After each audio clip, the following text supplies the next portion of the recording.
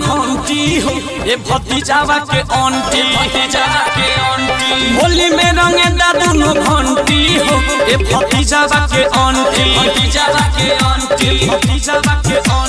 हेने अब ढीला कर बंडी हो ए भतीजावा के आंटी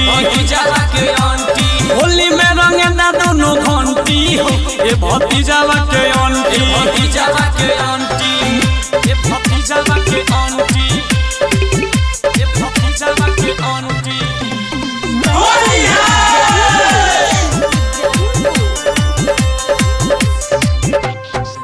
डला वाला जनी करा तू शरम हो जनी करा तू शरम हो मके खिया दा दुनु पुआ वाला रम हो दुनु पुआ वाला रम हो डला वाला जनी करा तू शरम हो जनी करा तू शरम हो मके चिखा दा दुनु पुआ वाला रम हो दुनु पुआ वाला रम हो भइल पिचकारी गरम डंटी हो ए भतीजावा के आंटी होली में रंगे दा दोनों घंटी हो ए भतीजावा के आंटी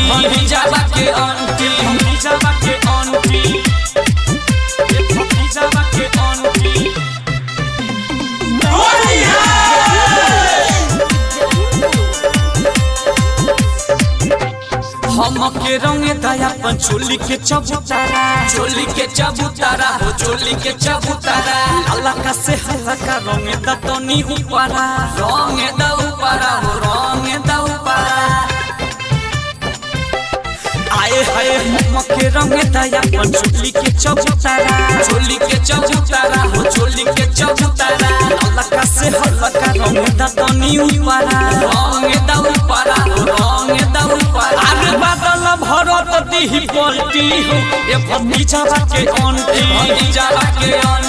होली में रंगे दा दोनों घंटी हो ए भतीजावा के aunty recording studio Awapur Pupri Sitamarhi.